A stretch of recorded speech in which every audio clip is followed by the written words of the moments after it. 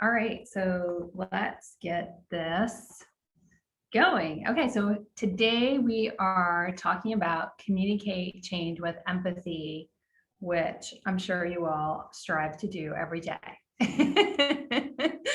But sometimes can be challenging.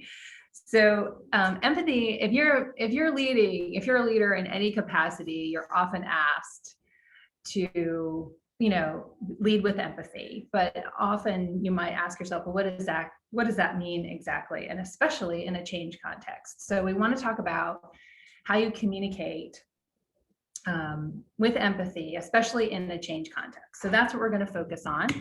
So we're going to go through, let's see if my little clicker works, and okay, awesome.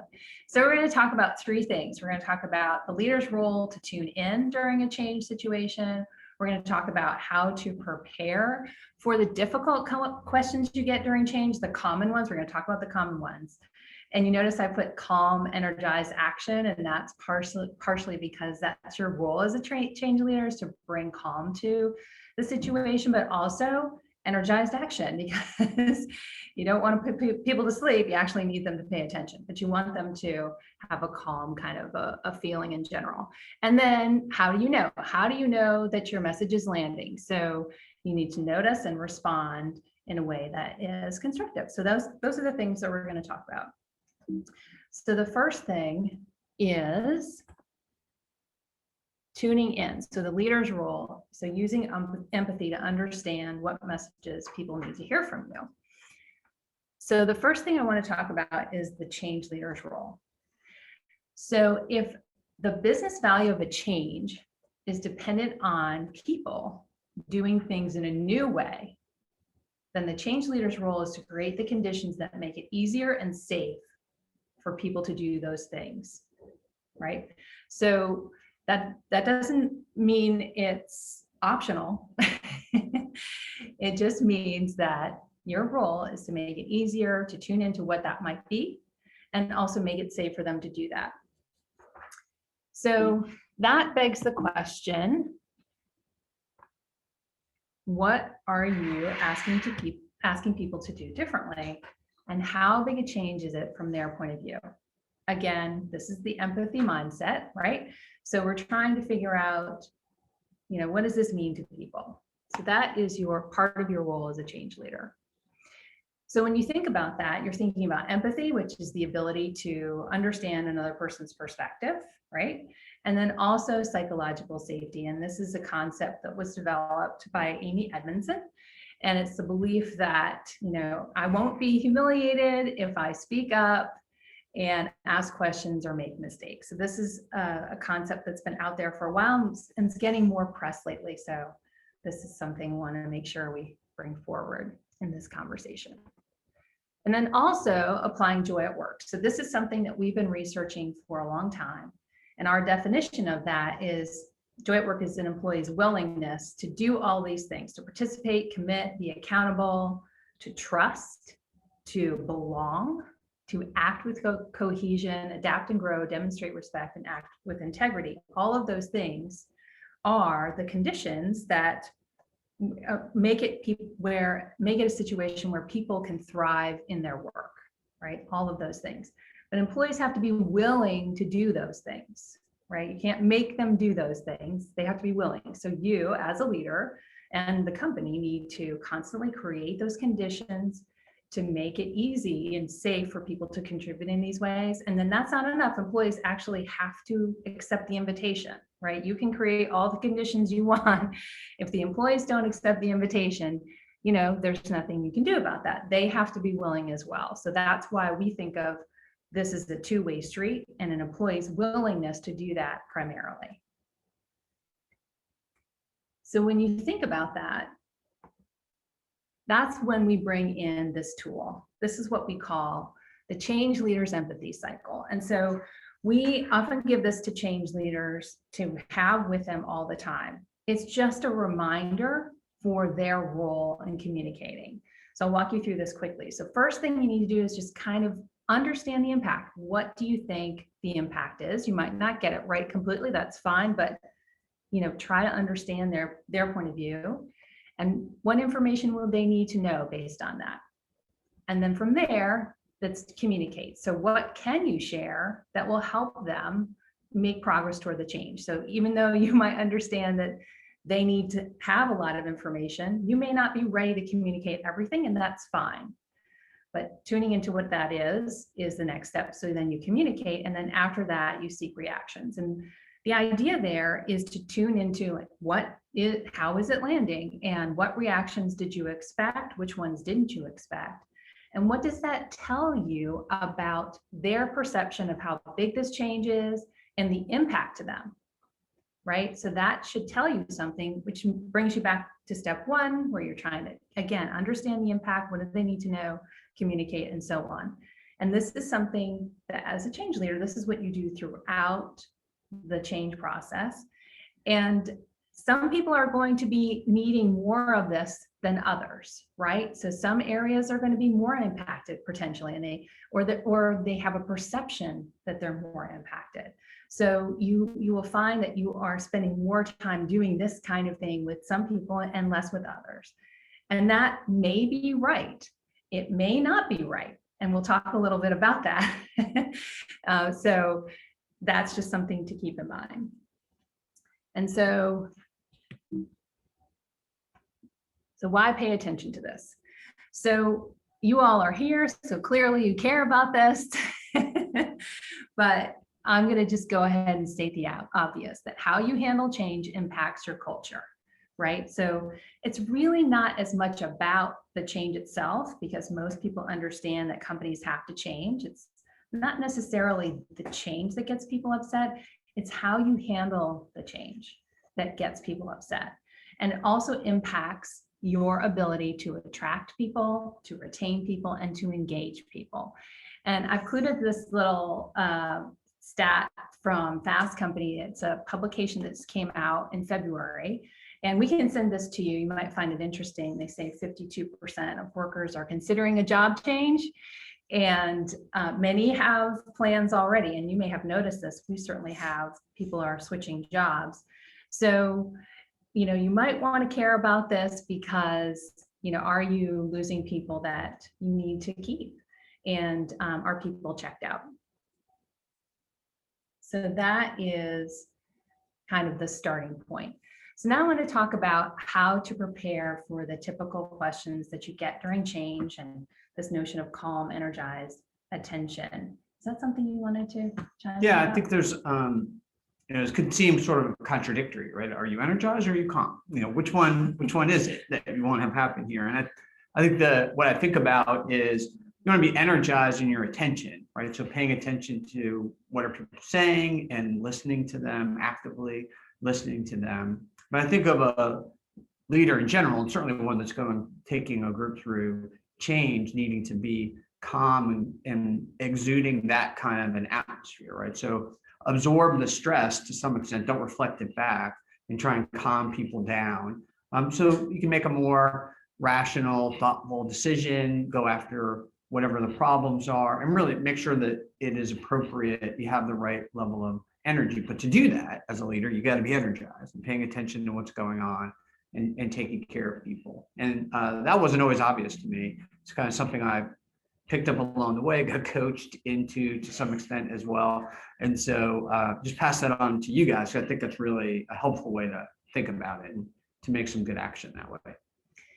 Yeah, so just to build on that, the leader sets the tone, right? We know that, right? Especially during change. When you introduce change, what people do immediately is pay more attention to leaders. And why is that? Because they're trying to understand what it means and what they should be doing. They're looking at what you're saying and what you're doing, and they're noticing if there's a difference. That's not deviant behavior. That is a person who is trying to figure out how to be successful in the new situation, right? They're just trying to figure out how to succeed. So, paying attention to how you're coming across is really important. And again, I'm sure most of you already know that, if not all of you. All right, so let's talk about this tool. So this is another tool that we often use because we think the first thing you need to do is figure out what your change is. And this is a very simple tool called the change story. And it just very easy, just asks the basic questions, so what's changing, what's not, why are we doing this? What's the opportunity? What are the benefits we're expecting or the company is expecting from this change?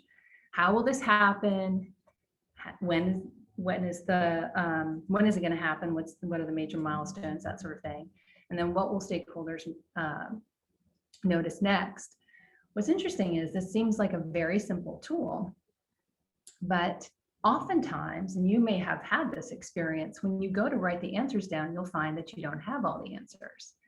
And where this is particularly useful is to use it in a leadership team. So say you're leading a change with others, with other leaders. It's a really useful tool to come together and come up with these answers, because what happens in the conversation is all of the assumptions kind of come out, and even some refinement of the change or even some decisions can come out in the conversation. We do this a lot with clients. We do this a lot in our classes. We've actually set this up in a Jamboard so that people can kind of put their Post-it notes up, and then we come up with, okay, here is what we're seeing as the change story.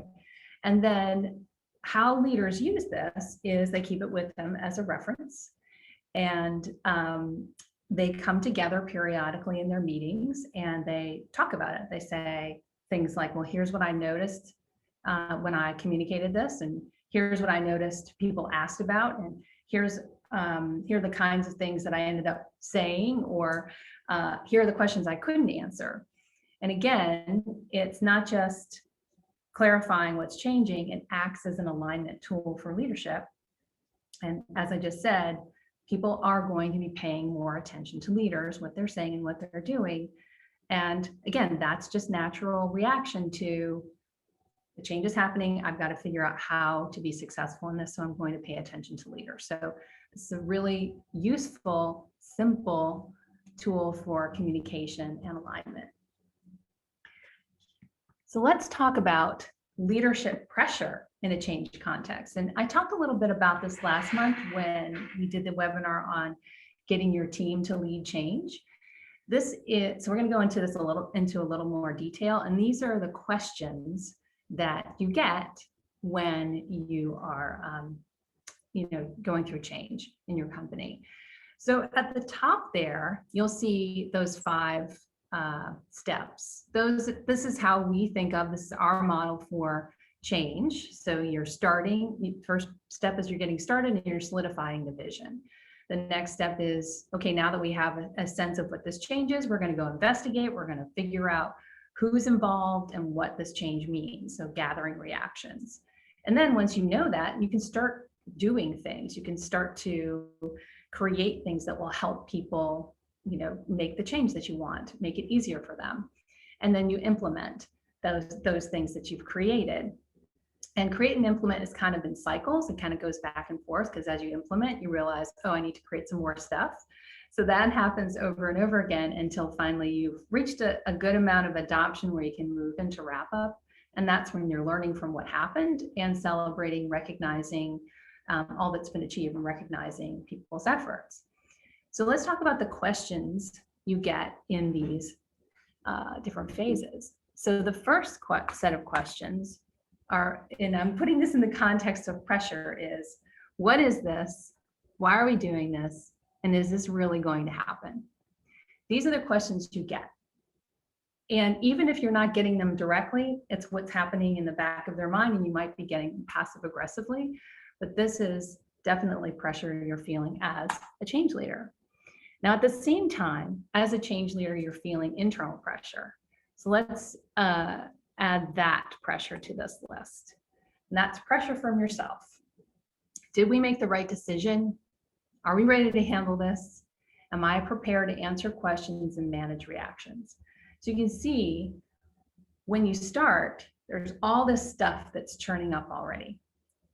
So those are the questions that start to get on your radar. When you go into the next piece where you're starting to really engage your stakeholders to get a sense of what the change means to them, you get these questions. When will decisions be made? How soon can I get more information? And how can I provide my recommendations? Again, that's pressure for you as a change leader to, be ready to answer those questions. While internally, you're saying, are we getting the important things done? And are other leaders involved engaging in this? And basically, am I out here alone or are other leaders engaging? So that's in the investigate stage when you start to engage your stakeholders. Now, when you're deciding what to do, now you get this kind of pressure. So when is help going to be available and when can I see a finished product? So while you're busy creating things, there's a gap between, hey, I've kind of churned everyone up because this change is happening. And meanwhile, you're creating things in order to help them with implementing this change. So you feel that pressure, while at the same time, you feel this other extreme, which is, are people listening and paying attention? Because that is something to be concerned about. And then will we hit our public deadlines, which is all about making sure you maintain confidence with your stakeholders. And then in implement, so now you're implementing your things, maybe you're implementing training, all kinds of things you're doing in implement. People start to understand more about how it impacts them. And so then the question is, how can I get more help? And oh, by the way, when will we be done with this? There's always that pressure to be done already. Yeah, I think this is a kind of a weird whiplash point, right? Because before everyone's sort of, yeah, I don't know if we really want to do it. And okay, yeah, I guess I should get involved. And all of a sudden they're like, all right, we should be done. Let's go. Right. I think when you're leading it, it can feel really odd to, like, all of a sudden the conversation is completely changed around what people are expecting of you. But we keep seeing that pattern again and again. So whatever it is about human psychology that drives that, that seems to be a thing. So it's just a good thing to watch out for and know it's going to come. And Right. I found it frustrating initially. So I offer that to you so you don't have to be as frustrated as I was. Right. And then internally, you're asking yourself, are people making progress? Have we accounted for everyone that's impacted? And are we seeing any benefit yet? Right? You feel that internal pressure. And then now we're in wrap up. It doesn't end. So what was accomplished and was it all worth it? Is the last question. And then internally, back to, did we make the right decision? Did we get the results we were looking for? And then how did I perform and how will I be evaluated? And even if you don't have a boss, even if you own the company, you're still asking yourself that question because your employees are evaluating how well you performed. So I share all this because I'm hoping that you see that if you have experienced this, this is normal. This is what happens. It's common. And my hope is you can look at the questions that they're at the top, especially, and figure out, how to prepare for them. Also, it's a sign. These can be signs that people are making progress. They actually can be a good sign. So this intensity is normal and actually a good sign. And the reason why I say that is this. The worst kind of resistance is non-engagement. Actually, there are two bad kinds of resistance: non-engagement and people who say, yep, this is great, and then don't actually do anything differently. Those are the worst. If people are engaging with you, even if it's intense, that's something you can work with. And that's the big message there. So kind of flipping it a little bit or just turning how you see these kinds of questions can help with how you react to them.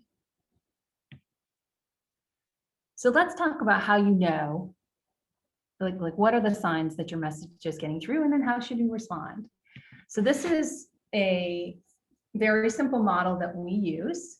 This is our phases of change, but the phases of change from the point of view of people being impacted, and these are the four stages. This is useful to you because you can use this to understand what you're seeing. So, am I engaged and I'm aware of the change? Do I understand how it impacts me? Am I trying to integrate this into my work? And have I successfully integrated? And now it's business as usual in this new vision that you had laid out. When you ask yourself the question, okay, what does engage look like? Then you can start to come up with, okay, these are the signs for me that people know what's happening. And you can actually build some measurement around this, which is really interesting. We have a whole measurement thing that we do that is really, for me, I really like that kind of stuff. Not everybody does, but this can be used for measurement.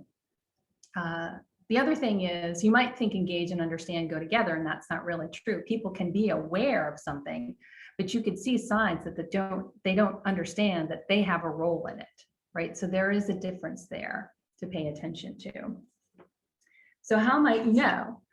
So there are things you might see and there are things you might hear.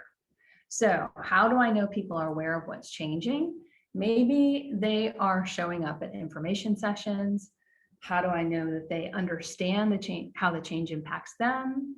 Maybe they are reading some material or that's related to their role. Maybe there are some things that you've provided in the context of their role in the company, and they're starting to look at that. In the test and learn phase, it might be they're coming to training, or maybe they're taking the thing that you've asked them to do differently and finding new ways to do this with their team. So that could be a sign of test and learn. And then adopt, hopefully you would have in your mind, here's how I know when people are doing the thing I need them to do differently, and kind of that BAU situation. And then questions. So questions about timing and why, that's really a sign of engage. Questions about, what do you need me to do differently? What are you asking others to do differently? How will they be impacted kind of in their sphere? That's kind of a sign of understand. Questions about, when will training be available? When can I get more information? That's in that test and learn.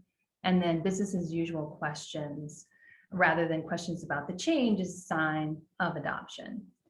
So you can use these phases in this way as well to come up with, okay, here are the signs that we're making progress.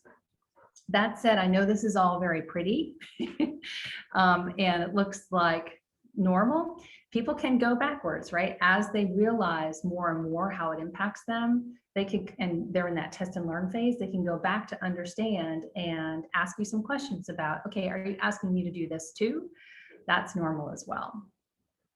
So the question here is this really resistance or something else? And this is where I want to ask Ed to share a story about this, because I think it's a great example of this idea. Yeah, I think this is not obvious, or at least it wasn't obvious for me. And so in a project that I was leading, we were making a pretty big turn in terms of how we were managing the project, and had gone through a pretty significant replanning. It was a difficult time. We were struggling with the project to get it back on track again. And I'm at a meeting, and I've got all the senior leaders that own the various parts of this. This is a big operation. It's like a couple hundred people that are engaged, and we're impacting several thousand of the employees in the company. And we're trying to come up with the plan that we're going to put together for the future. I'm kind of talking through it, I'm laying it out, and I'm getting all these questions from people, like more and more questions. And what I feel inside is I feel just this like rising sort of frustration and anger, because this thing has been so difficult. And now I feel like we're finally getting it pointed in the way that we need to get it pointed. And the people that are supposed to be helping me do it are questioning me about how we're going about doing it. And in the middle of all of that, Roxanne sends me a message and says, "This is great." And my thought is, "You're crazy. This is not great at all. This is a bunch of people that are making me mad," is all that's going through my head. They're trying to run through this whole thing. And what she was able to describe to me later was that was their attempt to try and understand, right? They were trying to pick apart what's happening here. What does it mean to me? What do I need to do? How do I be successful? And that is not at all how I was registering all that. Just for me, it just felt like pushback, resistance.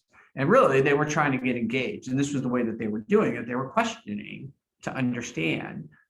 So there's a couple lessons in there for me. One is, oh yeah, that's going to happen. And then two, get somebody to help you. Like, so not having an external perspective would have been potentially deadly, right? Because I could have just gone into shutdown mode and they would have been confused, right? Because they think they're doing what they're supposed to do, getting engaged, and I'm shoving them back down because I'm mad about how they're interacting. And so getting that kind of help is really important, I think, to try and pull all of this together. If the only thing you get out of this is go get a buddy to help you out and give you a different perspective. Yeah, so leads me to the next point. Maybe you should be excited. So when people ask you why questions, often it means, okay, convince me. But if they ask you how questions, they're at least a little convinced, and maybe completely convinced, and they're trying to figure out how to implement your idea. That's the point, right? They're like talking about how. And then when they ask you the what about questions, what about this? What about this? They're pretty convinced and maybe even hopeful that you're right, but you need to address a particular concern for them so that they can see what you see. So this is the idea behind trying to recognize the signs of people making progress, and also recognize the internal pressure you feel, because that's something that you are actively managing. Whether you know it or not, it's happening. And so being aware of it is a way to hopefully diffuse it a little bit.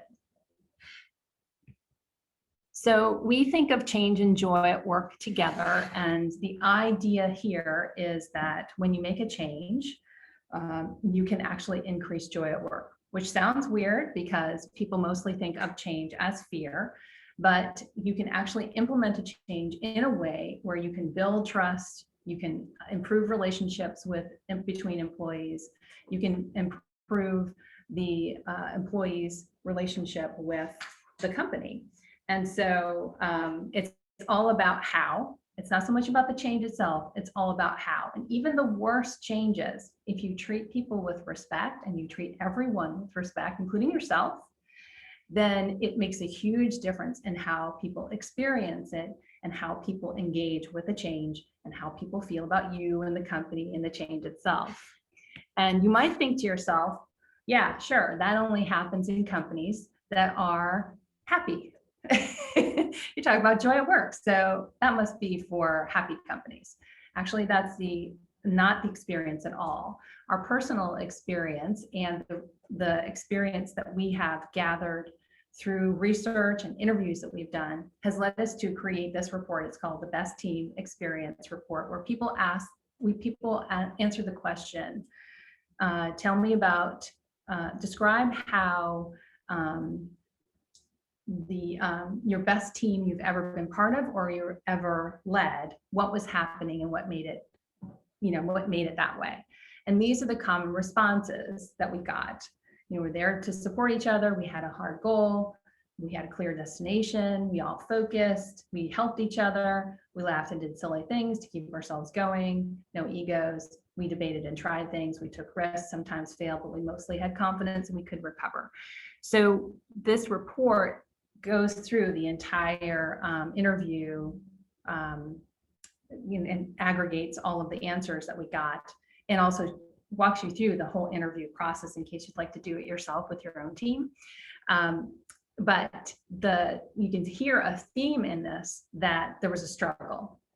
And oftentimes companies that are going through a struggle, going through a change, can be the source of the best experiences they've ever had at work. So I'm here to tell you, it's not just about happy companies, it's for companies under stress as well.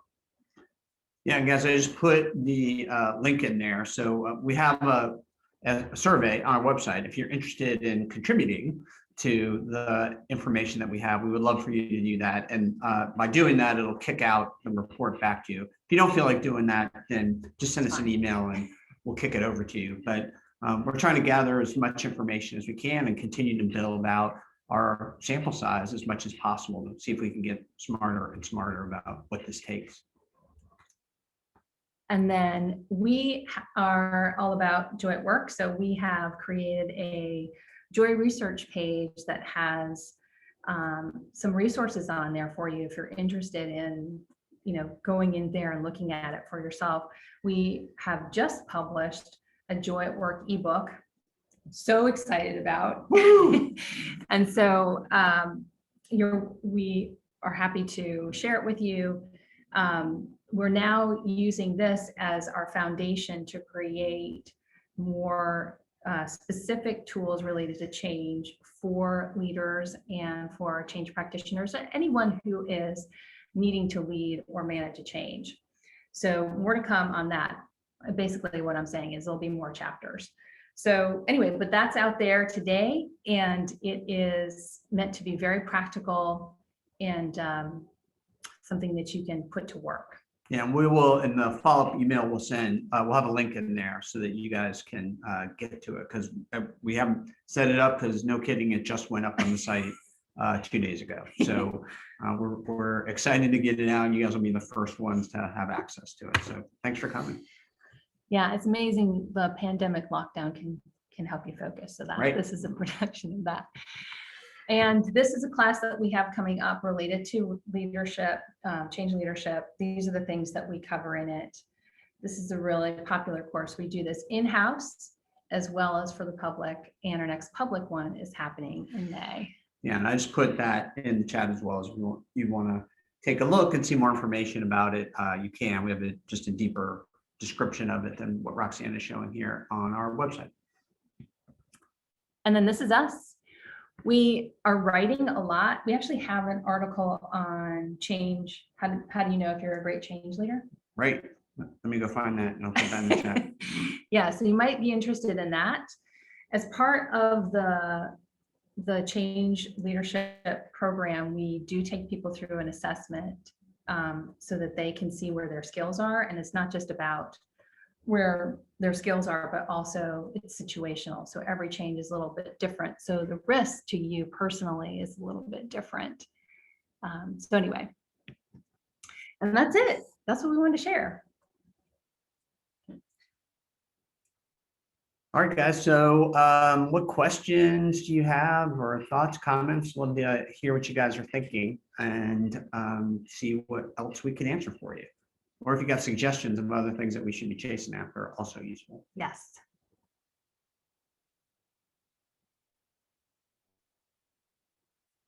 It's quiet. Or everyone's ready for lunch.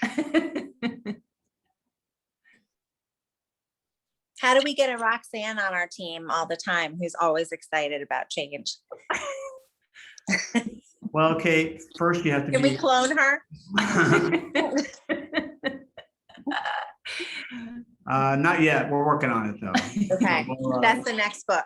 yes. The we'll- next book. We'll figure that out. Thanks, Kate. Can we get both of you on our teams all the time? Oh, thank you. that. It's nice. Thank you for including me. It's nice to be included. Yeah. I so appreciated the story you shared about your perception of those questions. Happens all the time. And I actually try to train myself to actually mine for those why questions. I struggle with the silence, and especially in virtual world, it seems harder to get people to engage early. And when they're off camera, which I was earlier too, so I'm sorry. It's so hard to see if it's landing. What tips do you have for the virtual world for the early engagement before you get the first question? This is tough. Yeah, it is tough. So it's weird you ask a question because I'm teaching at the University of Richmond as well, and that's all gone virtual. And I thought working with adults virtually was really hard. It's nothing. That's nothing compared to working with 20-year-olds. You want to watch a bunch of stone faces at you and no one reacting at all. Right.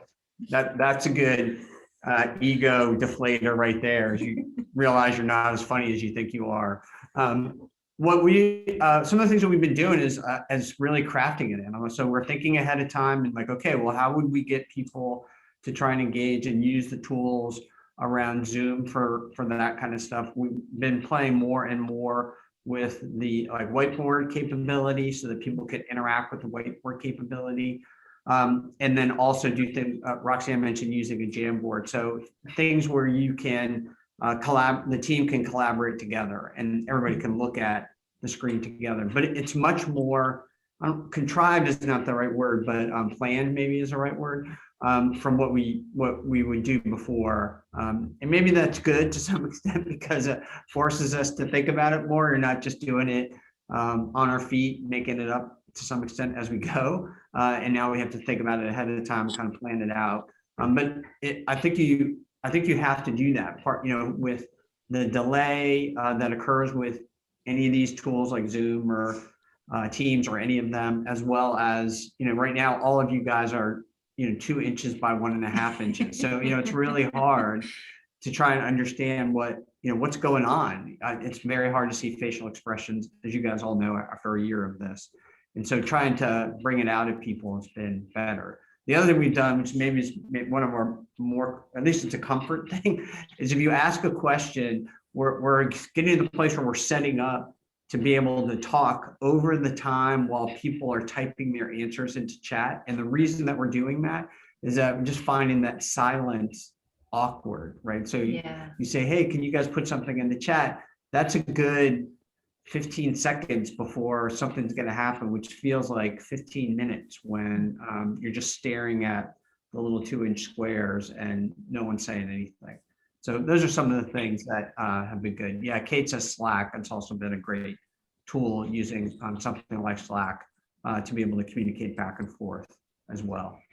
Yeah, and we've started to use, this is going to sound weird, but some theater.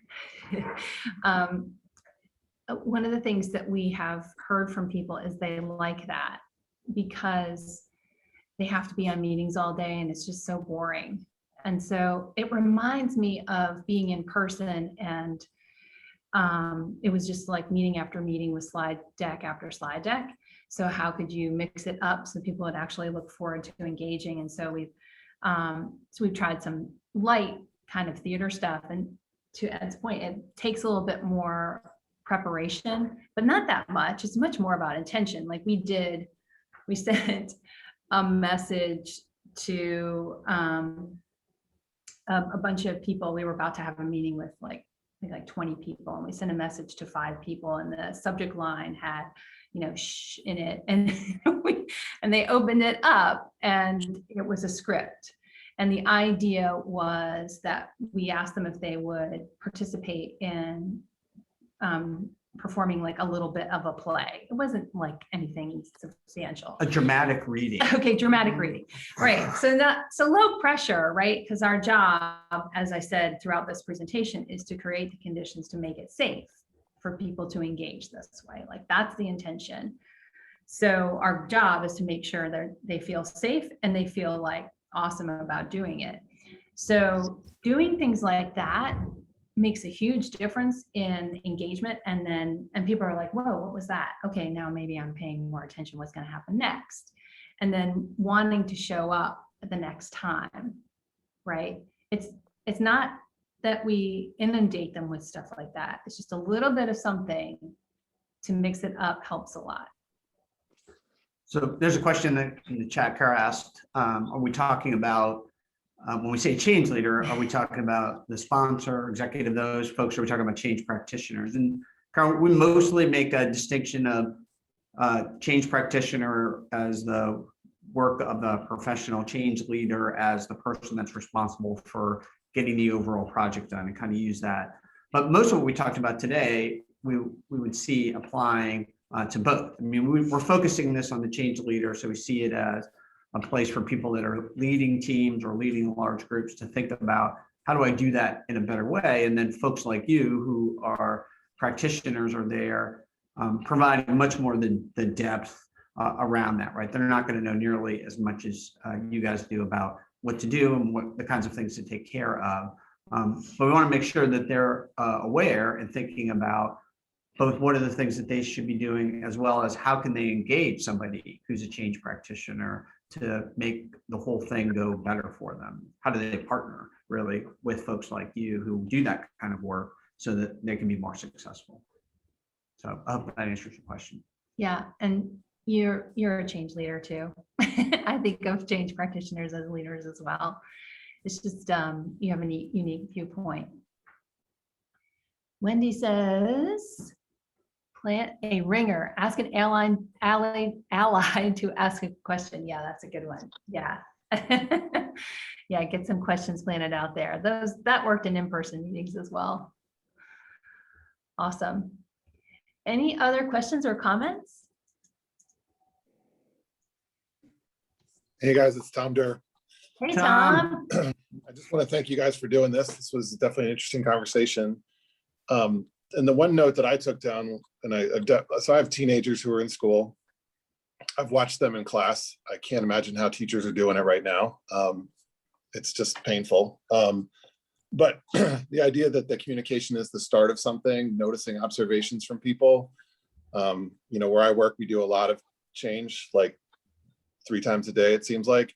And, it feels like there's a lot of check the box, like we got the message out, now we move on to the next change or whatever. Or I think a lot of people are, they sort of, wipe the sweat off their brow and they're like, phew, and then they're done, right? But I think that the idea that there was a follow-up and looking at reactions and thinking that's the start of some more, obviously a lot of change communication is the start of something, but it seems like it's even more so in a Zoom environment, right? Those follow-ups that you can't see, whether people are on video or not, or even if they are on video, it's really hard to gauge people's body language and reaction. So, it seems like maybe the biggest thing until we are more in person is doing a lot of beat the bushes and following up with people and giving them a chance to absorb the news and then, pinging them the next day through whatever method makes sense.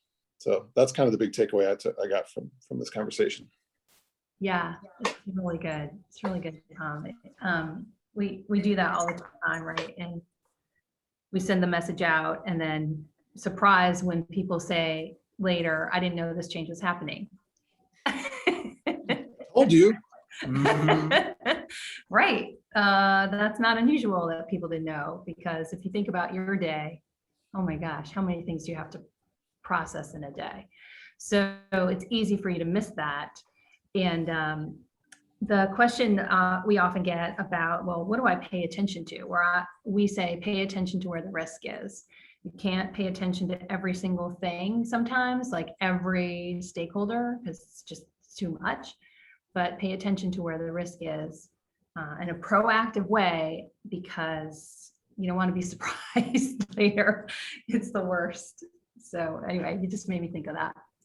Yeah, I think there's a piece in there too, Tom, you bring up kind of a trigger point that, Roxanne always talks about. If you can send the email, everybody does it, then you don't need change management. Right. So if you send the email and nobody does it, well, then you do need change management. And that's when you're kind of forced into thinking about some kind of a set of processes or steps. And I'm sure, knowing a bit about where you work, that there are a lot of people that would go, oh, that's just too much effort and I don't want to do that.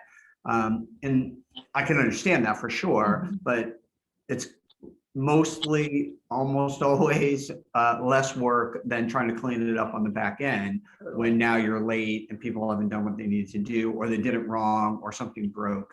And so, it is easy in many ways to sit here and go, you really need to be proactive and put a plan together, go do that. And I get that that's hard, but in many ways it's harder to go clean up the mess later. So That was most of my change work initially, was clean up the mess afterwards.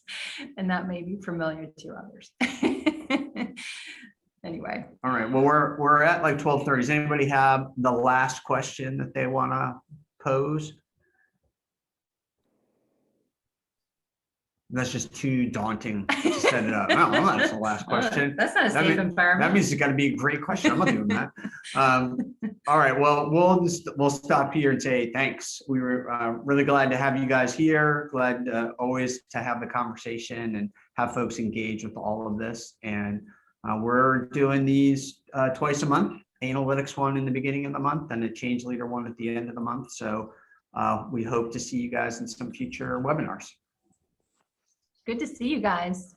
Thank you. Thanks, guys. Bye, guys. Take care. Thank you. Bye.